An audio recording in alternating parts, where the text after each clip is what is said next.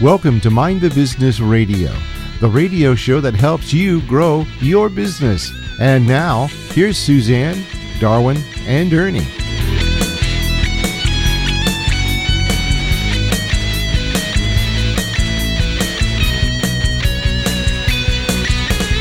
All right, everybody, we're back again for another edition of Mind the Business, and we've got a great show for you today.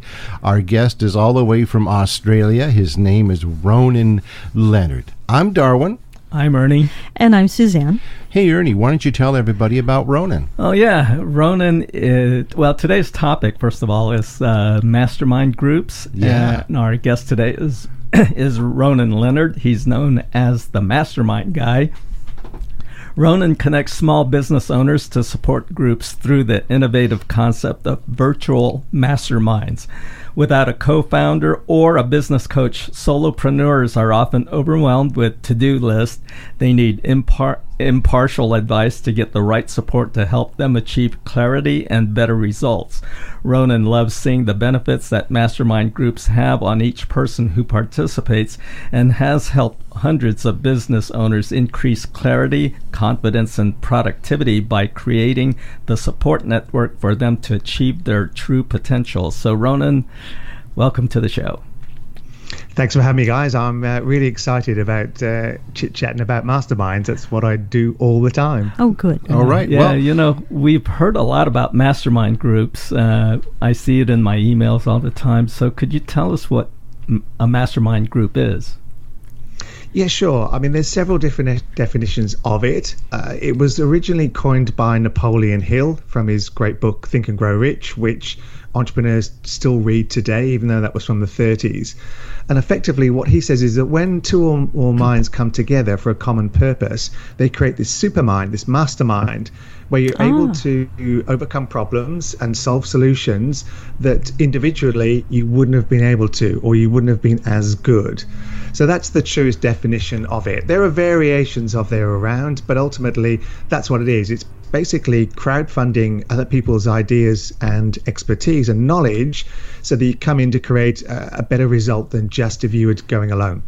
So just a lot of knowledgeable people working together. Yes, and look, one of the best examples I can give you is even before that book came out. If you've heard of the Impressionist movement, so you've been to an art gallery and seen Renoir, Degas, all those amazing Monet, all those amazing art. That didn't happen in isolation. What happened was in the late 1900s in Paris, they would all meet in a cafe almost nightly, and they would share ideas, art, they would share paint, they would share canvas. I think they even shared a couple of women along the way in that little circle. But effectively, they created this whole art revolution. There wasn't just one artist saying, this is the future of art, or this is what I believe. They helped each other and bounced those ideas around and ultimately created, you know, $1 billion art revolution because they all worked together rather than in isolation. You know, that's kind of reminiscent of the when the Beatles came out in the early 60s, because they were writing songs for a lot of the other British invasion groups, and actually all did get together and write songs for each other and stuff. So, you know, I'm kind of wondering if that maybe is, you know, what it was. Same thing for the artists. Yes, there's also niche industries. There's almost sort of bubbles you can be in where people share ideas. They don't sort of figure it all out themselves, and that's sort of true idea of collaboration. And I believe that's the sort of future. Going back to that, it's almost like to teach a tribe actually teaches one person. You need a village to raise a child. That type of scenario where it's very difficult to join the dots alone. So getting that sort of crowd of people to help you and give you their expertise and advice sort of really works. So, here, I don't know about the rest of the world, but here in the States, a lot of corporations will have a board of directors, and then they'll have what you call an advisory board. Is that the same thing, or how are they different? It's on a similar level. Obviously, for small business owners, they can't afford to hire all these people. So anytime you can get that outside collaboration and you can get that second opinion. I spoke to somebody that did exactly that. His mastermind group was just on that. They'd meet once a quarter and they would just talk about, as you said, an advisory board. This is the direction of my business. What do you think? And just give them that sounding board and feedback, just to ensure that they're on the right path, they're doing what they're supposed to do, or they just, there's a couple of things they might not have thought of themselves, and just get that clarity around that. So absolutely, Annie. Someone is getting into a mastermind group. Are there groups that focus on different subjects? I mean, do you need to kind of absolutely market yourself? You can have a small business owners one. You can have one around sort of marketing. So that it can be as niche as you like, or it can be as broad as you like.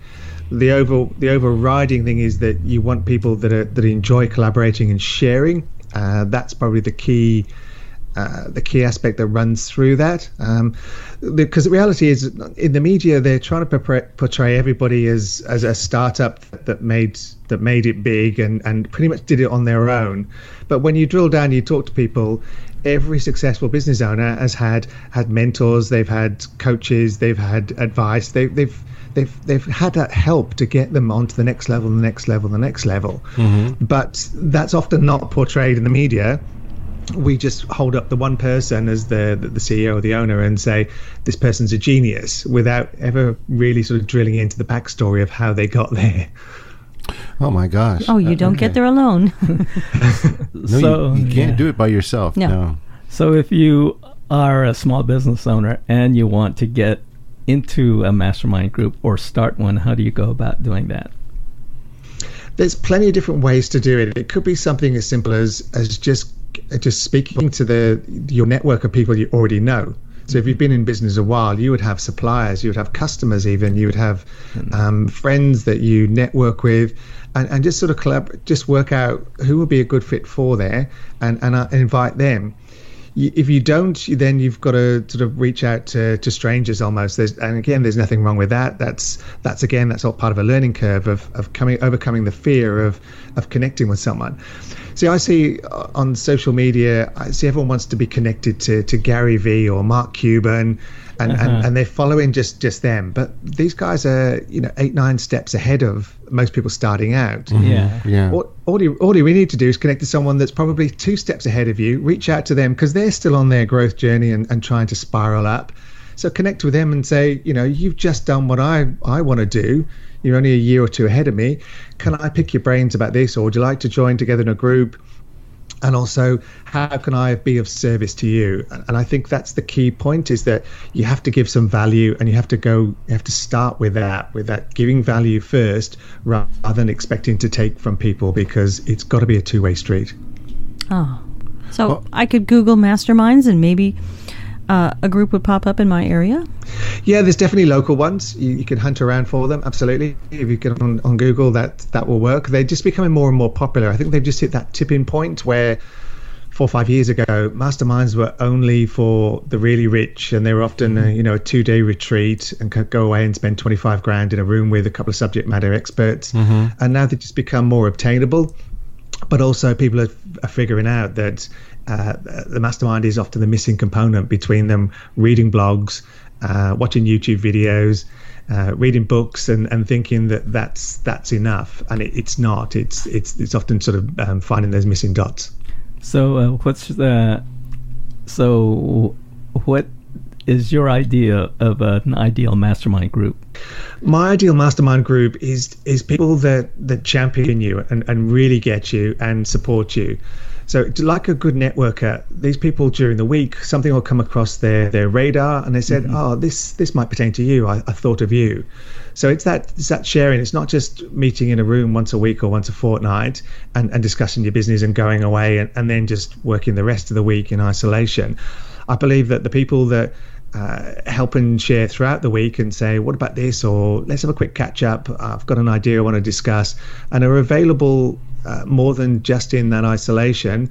That's the type of people that genuinely want to collaborate and genuinely want to see everyone else do well. That's the type of people that I believe thrive in masterminds.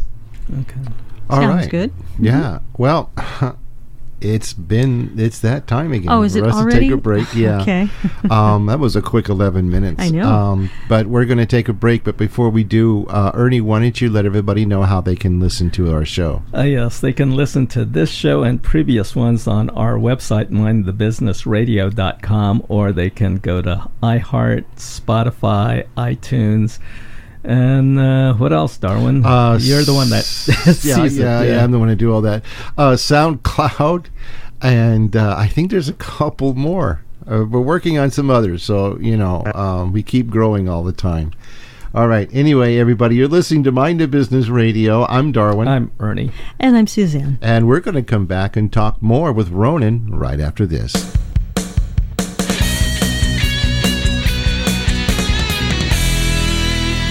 Does your business sell products or send data to customers in Europe? Do customers from the European Union stay at your hotel or bed and breakfast? If you answered yes, then a new international law applies to you. It's called GDPR, and it could potentially bankrupt your business if you choose to ignore it. To find out more about GDPR, go to www.mindthebusinessradio.com and click on the GDPR Turbo Pack link.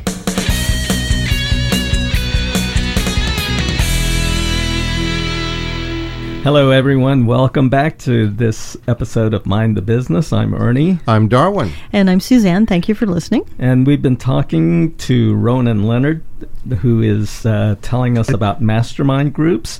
And so we're going to be talking about the side benefits of masterminds. So you sent me something that says mindset is easier to learn from others versus a book.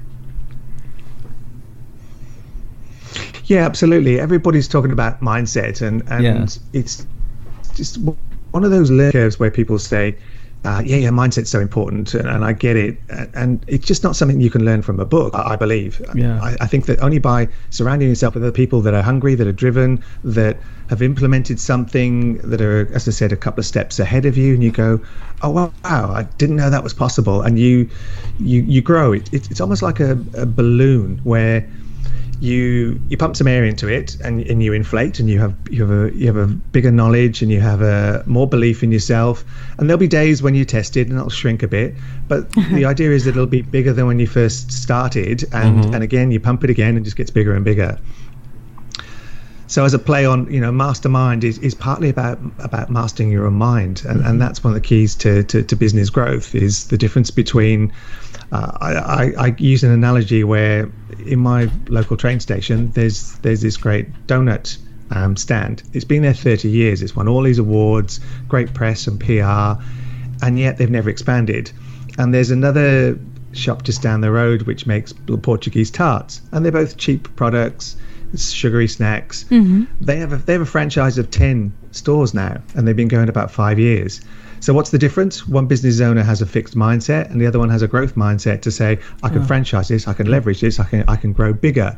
So that's all just down to mindset. They're both very similar price, very similar product almost, just that one's got a growth mindset and the other one hasn't. Oh, that makes sense. I'm glad you explained it that way, because there are some places around here in Southern California that we just have, a one mom and pop shop, and they've been there for 10, 15, 20 years, and then somebody comes along that does something similarly, and then they expand it. 5 years later, there's like you said, 20 stores all over the place. And often the chain isn't actually as good, especially when you sort of, one niche product. You go, yeah, it's okay. Yeah. And you'll go to your local bakery or you'll go to your local shop and you go, this is the best thing ever. Whatever they're specialized at. But, for whatever reason, they haven't had the mindset to go, I can replicate this and I can make hundreds of them. And I suppose the biggest example is McDonald's. It's not necessarily the best burger, but it's certainly they had a vision. It's there everywhere. And if you're hungry, they do taste pretty good. Only if you're hungry. Yes. Only if you're hungry. Yeah. We have other burger places around here we go to that we really, just a little bit better. They're gourmet burgers.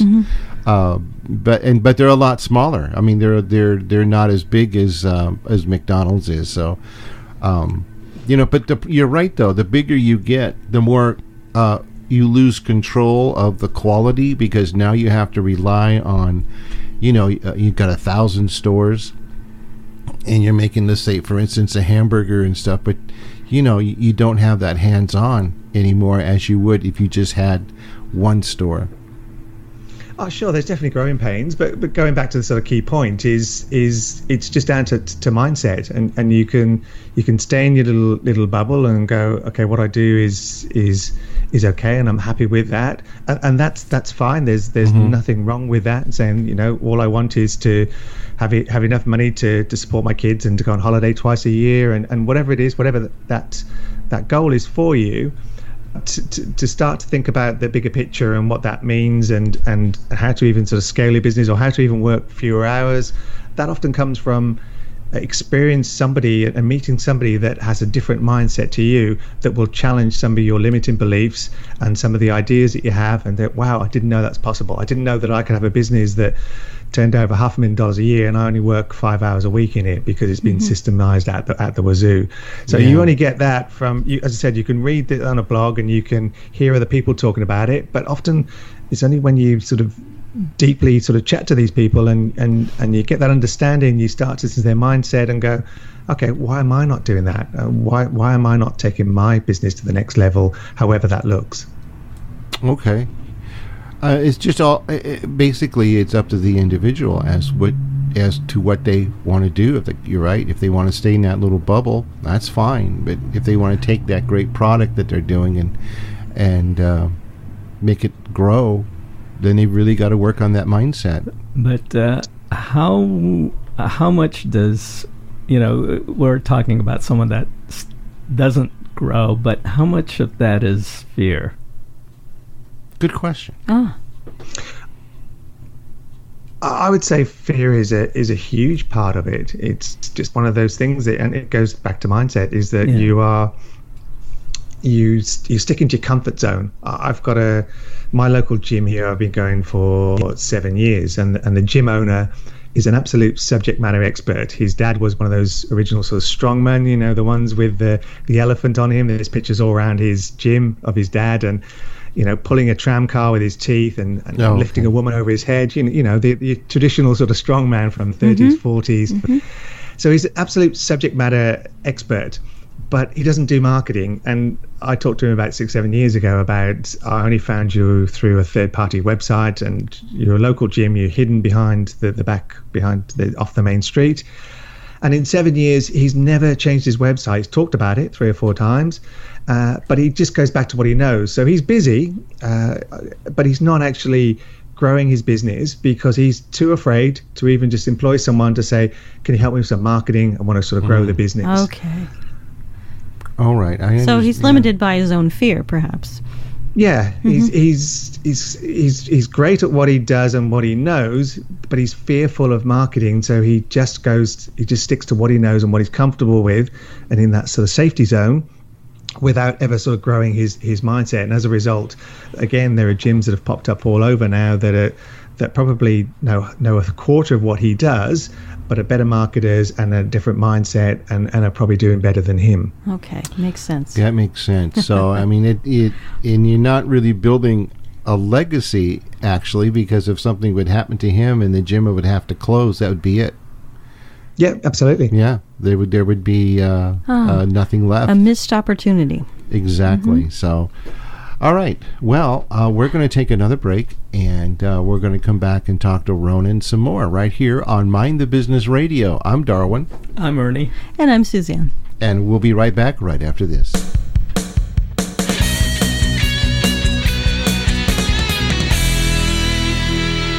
Does your business sell products or send data to customers in Europe? Do customers from the European Union stay at your hotel or bed and breakfast? If you answered yes, then a new international law applies to you. It's called GDPR, and it could potentially bankrupt your business if you choose to ignore it. To find out more about GDPR, go to www.mindthebusinessradio.com. and click on the GDPR Turbo Pack link.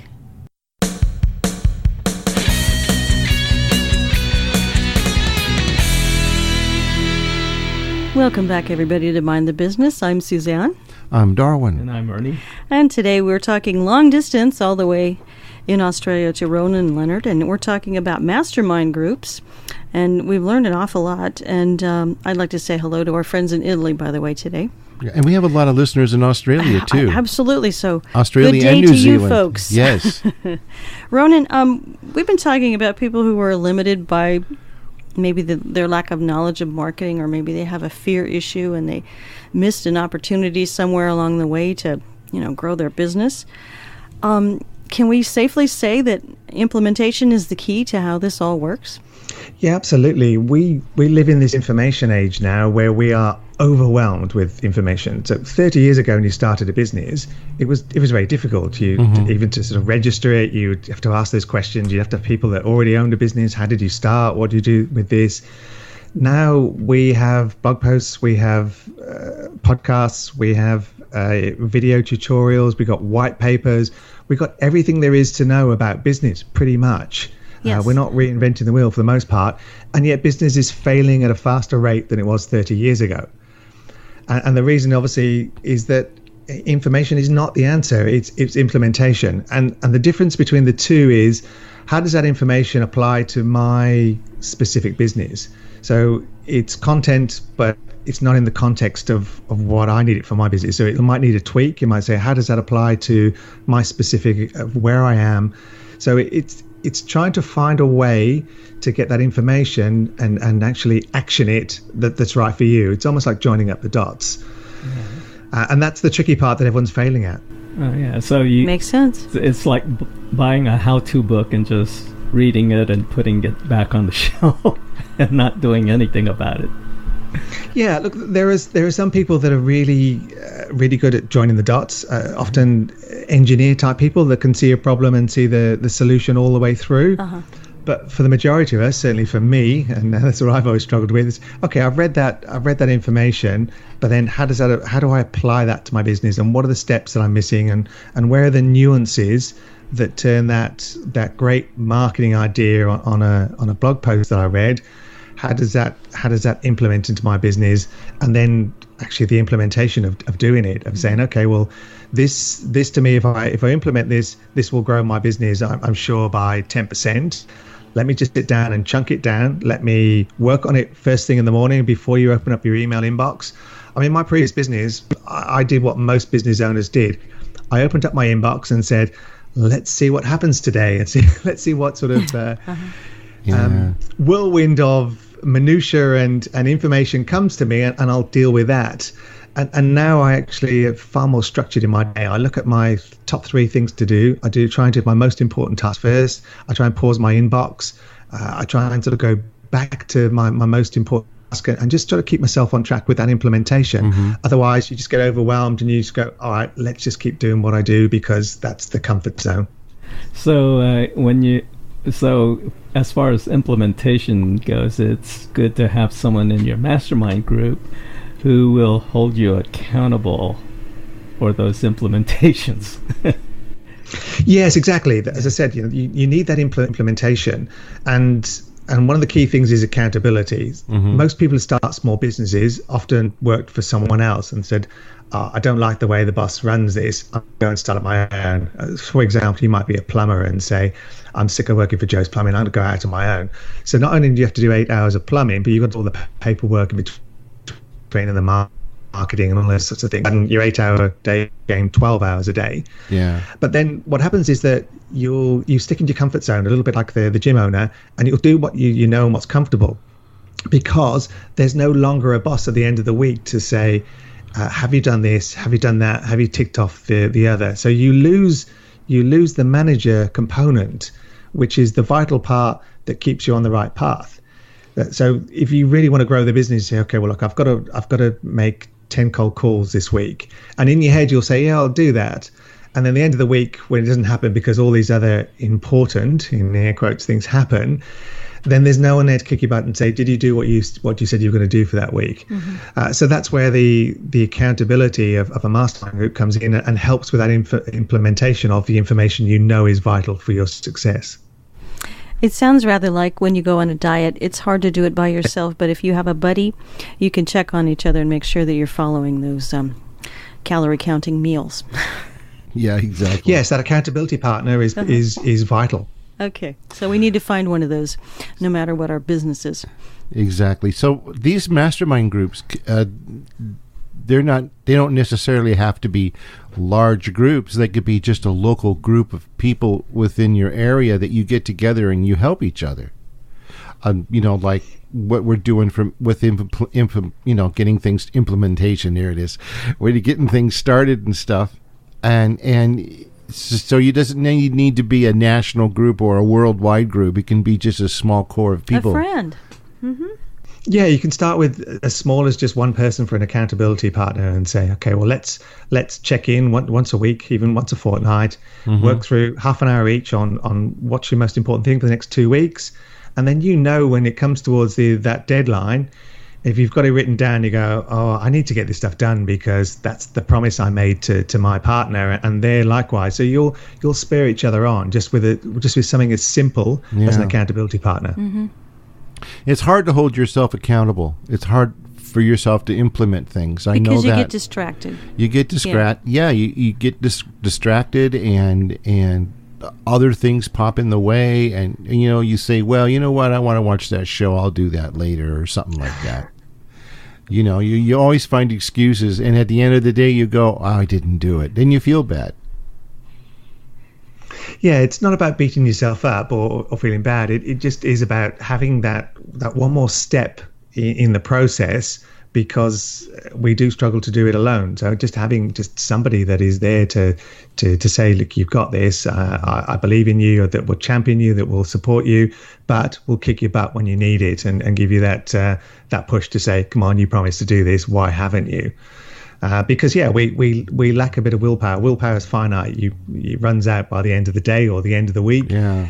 So you need that external motivation or accountability or help just to sort of implement that information that you know is vital for your next level of success.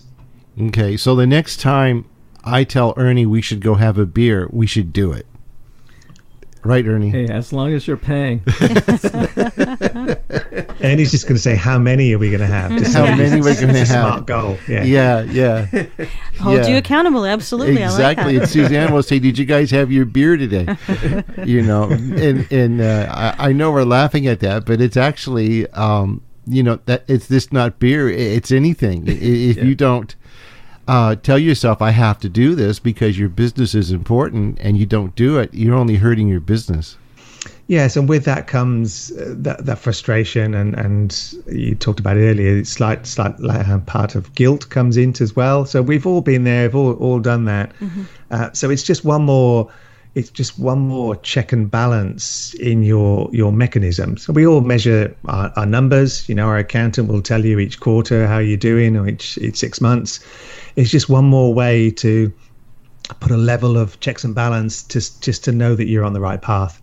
Okay. Yeah, it's so funny how when you don't implement things, how time goes by really fast. Just cleaning that inbox can take all day, right? Right. I'm thinking, wow, it's July already. I know.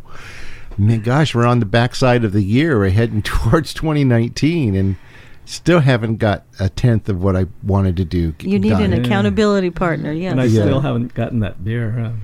All right. Next week. We'll go and get a beer and have a business meeting at the same time. See? Absolutely. It's called Meeting and Brew. There you go. We'll start our own mastermind group. Speaking of starting mastermind groups, is it good, to go around and if you don't have a group around you, to go to other small businesses or whatever you do and then say, you know what, I'd like to start a mastermind group of all of us. Can we just meet and let's talk about our businesses and see how we can help each other? And steal each other's secrets. Yeah. Oh, where you go. Well, you're not stealing them; they're giving them away. Yeah, That's the only difference. Yeah, absolutely. The leverage small business owners, as we talked about earlier, don't have that support. They're trying to do it all. Got a lot of red tape. So they just don't have the success mechanisms that big business do. So they've got to find a way to leverage almost everything. So that could be, those people could end up being JV partners. They could end up being great referral partners. They could cross-promote. They could share resources. So small business owners really need to leverage everything they've got. And one of the things they can leverage is their intellectual property. So it's just another way of working on leverage. And that's one of the key things to grow is leverage in small business. So how do you find more leverage? How do you do more with less? And one of the ways is a mastermind group. One of the ways is to partner up with people and just find, as I said, find ways that people that get you, that champion you, that can support you, because otherwise it's quite a lonely road on your own. Yeah. Well, another 11 minutes has zoomed by just like that, and we're going to take a quick break, and we're going to come back and talk more with Ronan, and we're having a great discussion right now, and this is super. We're talking about Mastermind, so stick around. We'll be right back right after this. You're listening to Mind of Business Radio.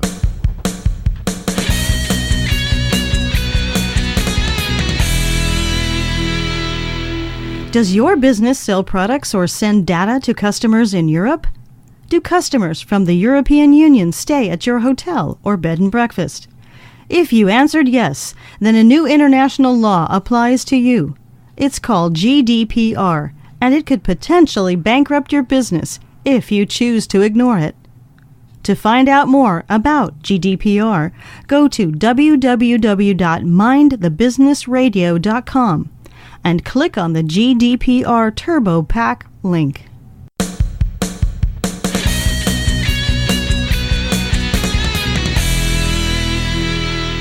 Hello everyone, welcome back from our break on Mind the Business. We have been talking to Ronan Leonard about mastermind groups. I'm Ernie.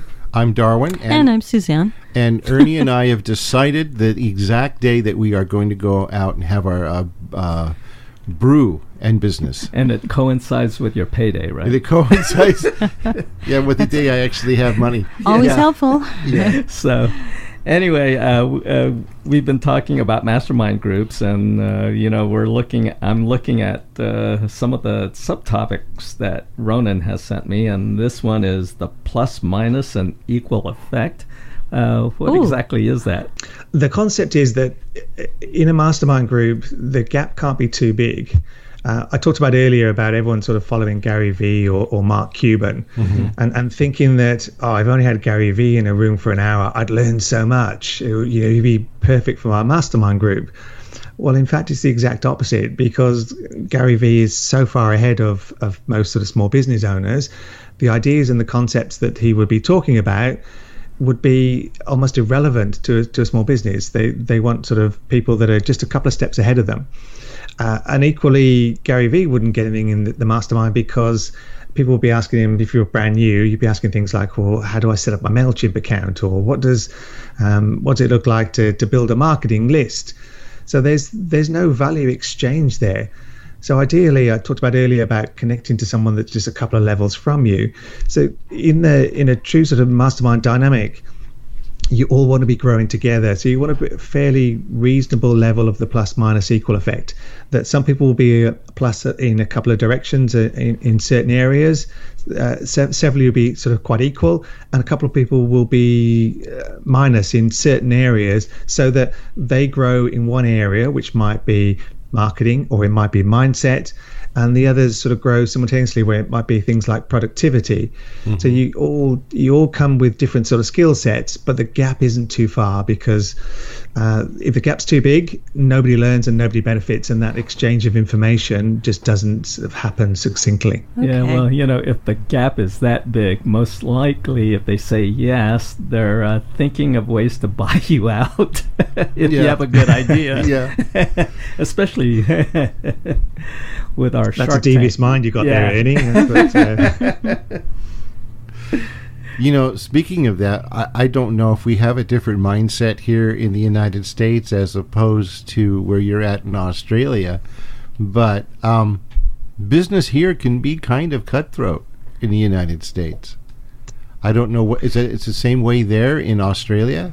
It is cutthroat and it isn't. There is that sort of dog mentality, but that to me that goes back to the growth or fixed mindset. So a fixed mindset thinks I'm the only cake shop in this street, and if I want to protect my territory. And the reality is often the opposite. When 2 or 3 cake shops open, it becomes a bit of a cluster. And you see that all the time. You will see, you would have been to certain areas of town where it's known for certain things. You might go to, say, wedding dresses, and you find that there's 3 or 4 stores all close together. So you create that cluster effect. They all tend to improve because there is that competition, and they tend to sort of grow. So you have 2 options. You can either say, well, I want this slice of pie and I'm holding on to it and I'm fiercely going to guard it. Or you have that growth mindset and say, okay, well, if I can share it, if I can collaborate, if I can learn. I've got a friend here in Melbourne, and his events business, he gets 10% of his business from 2 of his competitors, because they do something slightly different. But so if they can't sort of help the customer, they will then help work with each other. And there are plenty of people that don't, that do think that everybody who is a competitor is their enemy. So it's just the way you look at it. Okay, that makes sense. So again, you're working together, even if you do the same type of business and you're on the same street. If you get together and work things out, I mean, every shop isn't going to have the same thing in it. This bakery may do something different than this bakery, so you're going to help each other in the long run. That's the idea, yes. It doesn't always work that way, and as you said, it can be sort of quite cutthroat for business, but ultimately, if you can work with people, it's so much harder than working against them. So much easier, it's so much harder if you are fighting against everybody. Do you see where you're at when new people going into business and they have a totally different mindset? Do you see that maybe the younger people have that work together attitude more than, say, the older people who've been in business forever? I don't know. There is that sort of phrase: as the older you get, your waist expands and your mind contracts. There is that sort of phrase. I've not heard that one, but I like it. It's wonderful. It is. But ultimately, I think it comes down to personality, and I think that could be at any age. It doesn't really matter. If you're the type of person that your intrinsic values is that you enjoy helping others, and ultimately, to me, the business in its simplest form is that you are helping somebody at a price they're willing to pay, right? That's the essence of business. Yep. Some people are in business to make money and not necessarily help people. They're there to make money for themselves. But the vast majority of us are in business because we love what we do. We love helping our customers. We love the benefits of that. So that's the right attitude, the right mindset. And if you just want to do more and more of that, then you collaborate with people and you go, okay, there's enough for everybody. There is that expanding pie if you have that growth mindset. Okay. Where can someone find a mastermind group that fits what they're doing? Oh, that's a tricky one without really knowing where they're at. But we talked about it earlier about jumping onto Google and looking to see if there's one locally. For some people, locally works, but there is that travel associated to that. And if you set up one somewhere, otherwise there are quite a few of them online now. I think, as I said, the last sort of 4 or 5 years, it's exploded as a concept. It's come out to sort of popular. So before it was very much internet marketers only, very under the radar, and now it's becoming almost an integral tool to add to your arsenal of, okay, do I have a mentor? Tick. Do I have a coach? Tick. Or have I done some additional learning and development, personal development? Tick. Have I joined a mastermind group? Tick. So you're just going through all of those layers that make you a better person, make you a better business owner, make you more rounded, because you've got to work on yourself as well as just on your business. Okay. So you can pretty much find them anywhere if you start to look. All right, cool.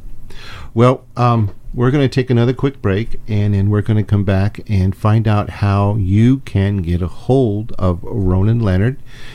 He's been our guest here on Mind the Business, and we've been talking about mastermind groups, and has just been a fascinating and great show. Stick around so you can find out how you can become a part of this and get a hold of Leonard. You're listening to Mind the Business Radio.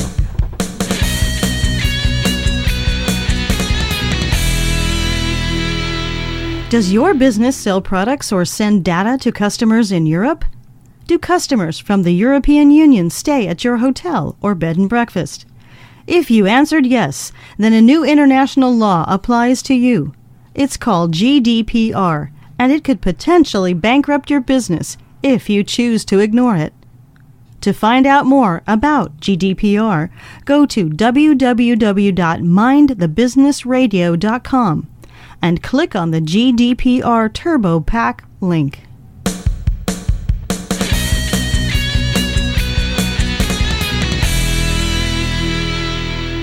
Hello, everyone. Welcome back to this episode of Mind the Business. I'm Ernie. I'm Darwin. And I'm Suzanne. And we've been talking to the Mastermind guy, and Ronan Leonard. And Ronan, so why don't you tell us about your company? I believe it's called E-Accountability. Yes, it is, Ernie. So it's based on the word accountability, which everyone says they want, but nobody really sort of wants. So it's a strange way to name a business. But effectively, I created a platform where people can connect and join into these groups, and they can meet all over the world. We talked about the differences. You said, in the US, you think it's sort of quite cutthroat. It's often great to get different perspectives from people that do different things in different countries. Yes. So it's a sort of melting pot of people of ideas and experience, and for them to come together and learn everything from mindset to outsourcing and just all the things that they potentially don't know, or even just to relearn some things and just pop back up as a to-do thing. So it really is about sort of setting those habits and that framework to ensure that you're on track and you're doing the things that you're promising to yourself. So that's why I built the platform, because I believe that small business owners need to connect and collaborate, and it's the perfect way to share their experience and resources. So how can people find out more information about your company? Well, the website is eCountability.io. So it's the same as accountability, but with an E, and the extension is .io. So it's a little bit tricky to find, but if you Google eCountability, find me. I'm also very active on LinkedIn. I believe LinkedIn for small business owners is a great platform because unlike Facebook, it's not as distracting. You don't get sort of bombarded with cat videos and memes and all these other crazy things. Yeah. But you can also create that dialogue directly with a business owner one-on-one that you don't get on a lot of the other sort of social medias. So I'm Ronan Leonard, the Mastermind guy on there. I'm also on Twitter as well a little bit, so you can feel free to connect with me on Twitter and message me there as well. Okay. Yeah, before we go, I think I noticed that you have an interesting story to tell us, that you used to work on a cruise ship which sank off the coast of South Africa. Uh-oh. Okay. Yes. That's one of my claims to fame. It's what it reinforced was I was good at helping people. So yes, I was 23, 6 weeks into working on a cruise ship. Thought I found my dream job. I worked in the gift shop, which was one of the lowest paid things. Aww. And we hit a violent storm in South Africa. And all of the officers and most of the crew abandoned us to our fate. We filled the first lifeboat with women and children, as you're supposed to do. And on the other side of the ship, all the officers and crew left, the majority of them, without a single passenger on there. And they didn't do any of the 7 short, 1 long. And basically, I had to help people into lifeboats. We had quite a few hours before daylight, and then helicopters came to help winch people off. So I actually had a lot of fun at the time. It's one of those weird things that I can't quite explain it. I didn't panic. I didn't think I was going to die. I just remember all the funny things that happened at the time. And it tapped into my intrinsic value, is that I enjoy helping people. Of course you do. So I told the story, funny anecdotes at parties for years. I went to work for afterwards, Royal Caribbean Cruise Lines, and sailed out of the US. And they used to do this safety video for staff. This is what not to do. And there's me on the video. So I got very well known. People say, "And you that guy that was on that safety video?" I said, "Yeah, that was me." That was me. Wow. So, That was me. yeah, Wow, Ronan, you are so accountable. Yes, How exactly. ironic. So it comes second nature to me, because All right. like it's probably not something you can teach. It just happened. Yeah, so the captain did not go down with the ship. Oh, he abandoned it. He abandoned you. No. That's sad. Wow. Well, Okay. Ronan, thank you so much for being on Mind the Business with us today. This has been an We've absolute enjoyed it, blast. yes. It's very enjoyable, and we learned a lot. I hope our listeners did too. And it's time for you to write a book. Yes, I'd love to one day. Thanks for having me, guys. Just as a special giveaway for your audience, I was taught the Rockefeller dot system about 4 or 5 years ago. So you know Rockefeller, richest man in the US Yes. back in the day. He was massive on his habits. So this is very, very simple little giveaway where you write all the habits you want to do each day, your daily ones, your weekly ones, and your monthly ones. And it's a little dot format, and you just dot it at the end of the day. It takes you 20 seconds, and you start to see the pattern across the week and then the month, and you actually start to figure out, okay, I promised myself that I would meditate 4 days a week, and I've missed the last 4 or 5 days. So it's just a way of getting those internal promises to yourself into this very, very simple format. So we'll put the link up on the show notes. I'm happy to share that with people, just as a way of just helping them to be just a little bit more accountable. All right. Thank you. You are Mr. Accountability. That's Yes. what we're going to call you now. Mr. Accountability. Yes. And he's pretty good in a lifeboat, right? Yeah. So if you ever take a cruise, make sure your Bring Ronan's Ronan on board. along. Yeah. All right, everybody. Thank you, Ronan, again for being here with us. And everyone, you've been listening to Mind the Business Radio. You can listen to us on our website, www.mindthebusinessradio.com, or you can listen to us on iHeartRadio, Spotify, iTunes, SoundCloud, and I know there's some others, but I got to write these things down so I can look at them during the show. You need to be accountable. I need to be held accountable. But anyway, thanks, everybody, and we'll catch you next time. You've been listening to Mind the Business. Take care, everyone.